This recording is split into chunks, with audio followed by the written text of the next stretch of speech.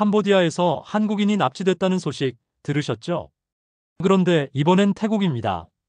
한때 천국의 휴양지라 불리던 태국에서 지금 한국인 납치 사건이 2배로 늘고 있습니다. 대체 무슨 일이 벌어지고 있는 걸까요? 태국 방콕, 파타야. 많은 여행객들이 찾는 관광 도시죠. 하지만 최근 이곳에서 피싱 조직의 감금과 폭행 사건이 연달아 발생하고 있습니다. 그 중심엔 놀랍게도 한국인 조직원들이 있었습니다. 충격적인 통계부터 보겠습니다. 2021년까지 연건이던 태국 내 한국인 납치와 감금 신고가 2025년 9월 기준 11건으로 급증했습니다. 연도별로 보면 더욱 놀랍습니다. 2021년 0건, 2022년 1건, 2023년 5건, 2024년 5건, 그리고 2025년 9월까지 11건입니다. 과거엔 전무하던 사례가 코로나 이후 폭증하고 있습니다. 이들은 어떤 수법을 쓸까요? 태국에는 캄보디아처럼 대규모 범죄 단지는 없습니다. 하지만 소규모 피싱 조직이 아파트와 풀빌라를 임대해 조직원을 감금하고 폭행하며 범행에 동원하고 있습니다. 이들은 고급 풀빌라를 빌려 외출은 물론 휴대전화와 화장실 사용까지 통제하며 사람들을 가둬놓고 일을 시켰습니다. 탈출을 시도하면 돌아오는 건 쇠파이프의 공포였습니다. 실제 사건을 말씀드리겠습니다. 2025년 6월에서 7월 사이 태국 파타야의 고급 풀빌라에서 36명 규모 피싱 조직이 검거됐습니다. 총책과 본부장은 중국인 2명이었고 나머지 조직원 대부분은 한국인이었습니다. 이 조직에서 일어난 일은 더욱 충격적입니다. 탈퇴 의사를 밝힌 20대 조직원에게 폭행 사건이 발생했습니다. 넌 좀 맞아야겠다라며 쇠파이프로 폭행해 전치 2주의 부상을 입혔습니다. 이 사건은 피해자의 아버지가 한국 영사관에 도움을 요청하면서 드러났습니다. 태국 경찰은 급습했고 20명을 체포하고 피해자를 구출했습니다. 그런데 이상한 점이 있습니다. 태국에는 캄보디아처럼 거대한 범죄 단지가 없다는 거죠. 그럼 이들은 어디서 이런 수법을 배운 걸까요?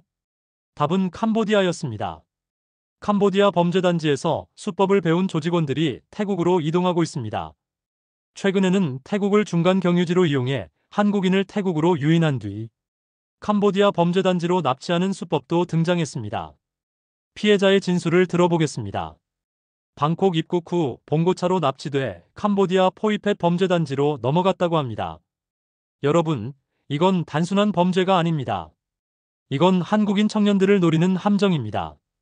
해외 콜센터, 고수익 보장, 비자 지원 같은 광고, 그 이면엔 감금과 폭행, 협박이 숨어 있습니다. 구인 사기는 여전히 계속되고 있습니다. 2025년 10월 18일에도 방콕에서 전화응대 업무 모집, 주 1000에서 2000달러 보장이라는 광고가 등장했습니다. 하지만 이것은 사실상 보이스피싱 콜센터 인력 모집 글이었습니다. 실제로 최근에도 방콕에서 전화 상담직 구인, 주 2000달러 보장이라는 게시글이 올라왔습니다.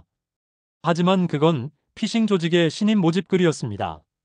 캄보디아에 이어 태국까지 범죄가 확산되고 있습니다. 지금 이 순간에도 누군가는 괜찮은 일자리라며 낯선 공항으로 향하고 있을지 모릅니다. 전문가들은 경고합니다. 이건 단순한 구직 사기가 아니라 국제범죄 네트워크의 인신매매형 범죄로 진화하고 있다는 겁니다. 그리고 놀라운 사실이 있습니다. 이 조직의 윗선엔 중국계 범죄 조직이 관여한 정황도 포착됐습니다. 한국인, 중국인, 동남아 현지 브로커가 얽힌 다국적 피싱 카르텔이 형성된 겁니다. 태국, 그저 휴양지로만 알고 있던 그곳이 이제는 범죄의 새로운 무대로 변하고 있습니다. 정부는 어떻게 대응하고 있을까요? 김건 의원은 이렇게 말했습니다. 태국과 캄보디아 등 동남아 국가들과 공조체계 강화가 필요하다고 합니다. 온라인 불법 해외 구인 광고 단속을 강화해야 한다고 강조했습니다. 하지만 현실은 녹록지 않습니다. 태국 내 납치와 감금 사건 11건, 급증세가 뚜렷합니다. 피싱 조직이 숙소 형태로 운영하며 폭행과 감금 수법을 쓰고 있습니다. 캄보디아에서 태국으로 범죄가 이동하고 확산되고 있습니다. 정부의 해외 국민 보호 및 구인 광고 단속이 시급한 상황입니다. 어떻게 이런 범죄를 피할 수 있을까요? 첫째, 해외 고수익 일자리 광고를 조심해야 합니다. 특히 경험이나 학력을 거의 요구하지 않으면서 고액 연봉을 약속하는 경우는 의심해야 합니다. 둘째, 출국 전 반드시 회사 정보를 확인해야 합니다. 정식 등록된 회사인지 실제 사무실이 있는지 확인이 필요합니다. 셋째, 도착 후 여권을 회사에 맡기라는 요구는 거부해야 합니다. 여권을 빼앗기면 탈출이 거의 불가능해집니다. 넷째, 가족이나 친구에게 정확한 위치와 회사 정보를 알려두어야 합니다. 비상시 연락할 수 있는 안전망이 필요합니다. 다섯째, 이상한 징후가 보이면 즉시 한국 대사관이나 영사관에 연락해야 합니다. 주저하지 말고 도움을 요청하는 것이 중요합니다. 한때 천국이던 나라가 이젠 누군가에겐 지옥이 되고 있습니다. 그리고 그 피해자는 바로 우리 한국인 청년들입니다. 태국, 캄보디아, 미얀마, 동남아 곳곳에서 한국인을 노리는 검은 손길이 뻗어 있습니다. 당신의 친구가 다음 피해자일 수도 있습니다.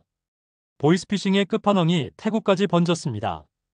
그들은 왜 한국인을 노릴까요? 한국인은 언어 능력이 뛰어나고 보이스피싱에 활용하기 좋은 표준어를 구사할 수 있습니다. 또한 한국 금융 시스템을 잘 알고 있어 범죄에 효과적으로 이용할 수 있습니다. 젊은 세대는 해외 취업에 대한 로망이 있어 쉽게 유인할 수 있습니다. 경제적으로 어려운 청년들이 고수익에 현혹되기 쉽습니다. 이 모든 요인이 한국인을 표적으로 만들고 있습니다. 범죄 조직은 점점 더 교묘해지고 있습니다. 합법적인 회사인 것처럼 위장하고 SNS를 통해 접근하며 실제 항공권과 숙소를 제공해 신뢰를 얻습니다. 초기에는 좋은 대우를 해주다가 점차 통제를 강화합니다. 탈출을 시도하면 폭력과 협박으로 막습니다. 국제범죄 네트워크는 계속 진화하고 있습니다. 한국 정부만의 노력으로는 한계가 있습니다. 태국, 캄보디아 등 현지 정부와의 긴밀한 공조가 필수적입니다. 국제경찰기구인 인터폴과의 협력도 강화되어야 합니다. 하지만 가장 중요한 것은 예방입니다. 청년들이 이런 함정에 빠지지 않도록 교육과 홍보가 필요합니다. 의심스러운 구인 광고를 신고할 수 있는 시스템이 있어야 합니다. 피해자가 발생했을 때 신속하게 대응할 수 있는 체계가 마련되어야 합니다. 천국의 나라에서 벌어진 지옥 같은 일상. 이 이야기는 아직 끝나지 않았습니다. 지금 이 순간에도 어딘가에서 누군가는 도움을 기다리고 있을지 모릅니다. 우리 모두가 경각심을 가지고 주변을 살펴야 합니다. 의심스러운 해외 취업 제안을 받는 친구가 있다면 반드시 말려야 합니다. 이미 출국한 친구와 연락이 끊겼다면 즉시 신고해야 합니다. 작은 관심이 한 사람의 인생을 구할 수 있습니다. 감사합니다.